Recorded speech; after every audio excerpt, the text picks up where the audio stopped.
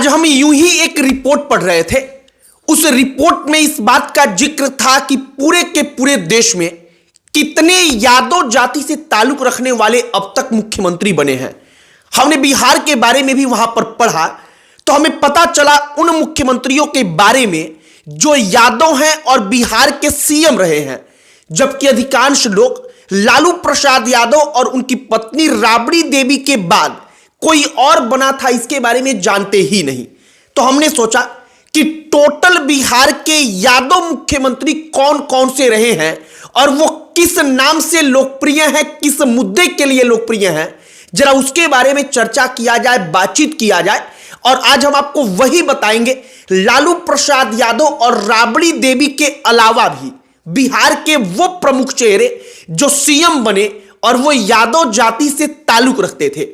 एक चेहरा तो ऐसा है जिस चेहरे ने पूरे के पूरे भारत की राजनीति को हमेशा के लिए बदल कर रख दिया। इतना ज्यादा बदला कि नई नई पार्टियों का उदय हो गया और कई सारी पार्टियां एकदम खत्म हो गई। वो प्रमुख चेहरा कौन, तो आपको आगे वीडियो में पता चलेगा।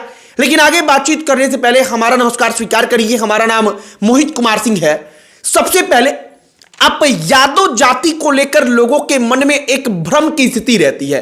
उनको लगता है कि उत्तर प्रदेश और बिहार इसके अलावा कहीं और यादव समाज से ताल्लुक रखने वाला कोई सीएम नहीं बना। तो यह बात गलत है। देश की राजधानी दिल्ली से लेकर के हरियाणा और हिंदी पट्टी के दूसरे राज्यों में भी यादव जाति से ताल्लुक रखने वाले कई कई मुख्यमंत्री बने हैं। उसके बारे में हम किसी अन्य वीडियो में बात करेंगे, लेकिन इसमें बात करते हैं केवल उन चेहरों के बारे में जो यादव हैं और बिहार के मुख्यमंत्री रहे हैं। सबसे पहले यादव मुख्यमंत्री बिहार के कौन बने, तो उनका नाम बिंदेश्वरी प्रसाद मंडल, शॉर्ट फॉर्म में बीपी मंडल। अब बीपी मंडल, जो ये मंडल है वो सुनकर शायद आपको कुछ याद आ रहा हो। इसके बारे में बताएंगे कि कैसे ये जो मंडल है उसने पूरे के पूरे राजनीति को हमेशा के लिए बदल कर रख दिया। बिंदेश्वरी प्रसाद मंडल 1 फरवरी 1968 को बिहार के मुख्यमंत्री बने। चूंकि उनके नाम के जो आगे का टाइटल है वो यादव नहीं है, मंडल है, तो लोगों को इसके बारे में पता नहीं चल पाता कि वो भी यादव जाति से ही ताल्लुक रखते हैं, अहिर जाति से ही ताल्लुक रखते हैं। लेकिन बिंदेश्वरी प्रसाद मंडल, बीपी मंडल भी यादव ही थे। अब बीपी मंडल ने पूरे के पूरे देश की राजनीति को कैसे हमेशा के लिए बदलकर रख दिया, आप इसके बारे में जरा सा जान लीजिए। मंडल कमीशन के बारे में आपको पता होगा, नहीं पता होगा तो हम बता देते हैं। मंडल कमीशन जिसने सिफारिश की थी कि इस देश में ओबीसी को आरक्षण दिया जाए।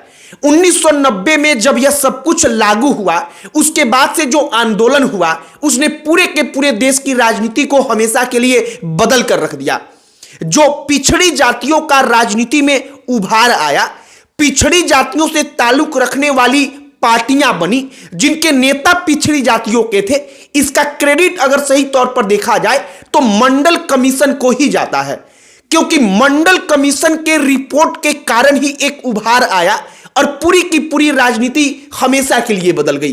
तो वो बीपी मंडल बिहार के मुख्यमंत्री तो वो बड़े कम समय के लिए रहे, लेकिन मुख्यमंत्री ना रहकर भी उन्होंने मंडल कमीशन के, मंडल आयोग के तरफ से जो काम किया, उन्होंने वो काम ऐसा कर दिया कि पूरी की पूरी राजनीति हमेशा के लिए बदल गई। ना सिर्फ बिहार बल्कि उत्तर प्रदेश, हरियाणा, राजस्थान, मध्य प्रदेश, हर जगह की राजनीति हमेशा के लिए बदल गई साल 1980-1990 के बाद से। इसके बाद दूसरे यादव मुख्यमंत्री बिहार के बने दारोगा प्रसाद राय। दारोगा प्रसाद राय कौन, तो तेज प्रताप यादव की जो पत्नी है ऐश्वर्या, उनके दादाजी बिहार के मुख्यमंत्री थे। दारोगा प्रसाद राय उनका नाम। वो बिहार के दूसरे ऐसे मुख्यमंत्री थे जो यादव जाति से ताल्लुक रखते थे और साल 1970 में वो मुख्यमंत्री बने थे। इसके बाद 20 साल का लंबा इंतजार करना पड़ा कि फिर से कोई यादव सीएम की कुर्सी पर बैठे, और इसके बाद यादव जब सीएम की कुर्सी पर बैठा तो दशकों तक यादव राज करता रहा। साल 1990 में लालू प्रसाद यादव सीएम बने। हमने आपको बताया कि साल 1990 के बाद कैसे पिछड़ी जातियों के नेताओं का उभार आया, क्योंकि मंडल कमीशन का आंदोलन, मंडल कमीशन का प्रभाव गांव गांव तक पहुंच चुका था। वो बीपी मंडल को ही इसका क्रेडिट जाता है कि उनके ही कारण, उनके ही जो कमेटी थी उसकी सिफारिशों के कारण, उसके लागू होने के कारण जो आंदोलन खड़ा हुआ, उसके कारण जो एक प्रकार का उभार आया पिछड़ी जातियों में, उसके कारण कई सारी पार्टियां बनी। उनमें से लालू प्रसाद यादव भी एक प्रमुख नेता है। लालू प्रसाद यादव साल 1990 में तीसरे यादव मुख्यमंत्री बिहार के बने और इसके बाद लालू प्रसाद यादव 5 साल का अपना टर्म पूरा करते हैं। इसके बाद फिर मुख्यमंत्री बने, लेकिन चूंकि उनका नाम घोटाले में आया, उनको सीएम का पद छोड़ना पड़ा, तो राबड़ी देवी सीएम बनी और राबड़ी देवी इस प्रकार से चौथी यादव मुख्यमंत्री बनी जो बिहार से ताल्लुक रखती थी। और एक और खास बात, राबड़ी देवी पूरे के पूरे देश में पहली ऐसी महिला मुख्यमंत्री बनी जो यादव जाति से ताल्लुक रखती थी। मतलब कि कोई जो दूसरी महिला है जो यादव जाति से ताल्लुक रखती हो वो मुख्यमंत्री नहीं बन सकी थी। राबड़ी देवी ऐसी पहली महिला मुख्यमंत्री थी जो यादव जाति से ताल्लुक रखती थी। तो ये बिहार के वो 4 नाम, जो 4 नाम यादव हैं, यादव यानी कि अहिर जाति से ताल्लुक रखते हैं, और 4 चेहरे जो बिहार के मुख्यमंत्री के पद पर रहे, इनमें से सबसे ज्यादा टर्म अगर आप देखेंगे तो लालू प्रसाद यादव और राबड़ी देवी का रहा। साल 1990 से लेकर साल 2005 तक अगर आप मोटा मोटी जोड़ेंगे तो ये कुल मिलाकर हो जाता है 15 साल का।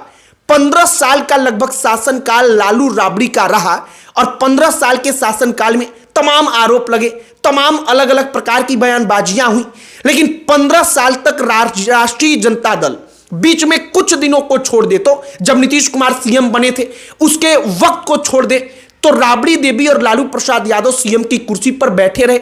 मतलब कोई यादव देश राज्य की राजनीति को संभालता रहा। तो ये 4 चेहरे, ये 4 यादव जाति से ताल्लुक रखने वाले बिहार के मुख्यमंत्री, हमने सोचा कि जरा इनके बारे में बताया जाए। एक और बात, जब हम उस रिपोर्ट को पढ़ रहे थे तो उसमें हमने पढ़ा कि दिल्ली, हरियाणा, मध्य प्रदेश, इन तमाम राज्यों में दक्षिण भारत तक का जिक्र था कि वहां पर भी यादव जाति से ताल्लुक रखने वाले नेता मुख्यमंत्री बने।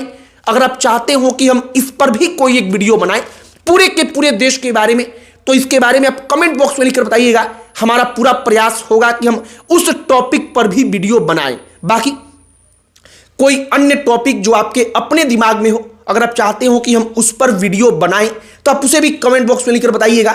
हम कोशिश करेंगे कि उसके ऊपर भी वीडियो जरूर बनाएं। बाकी इस वीडियो को यहीं पर समाप्त करते हैं।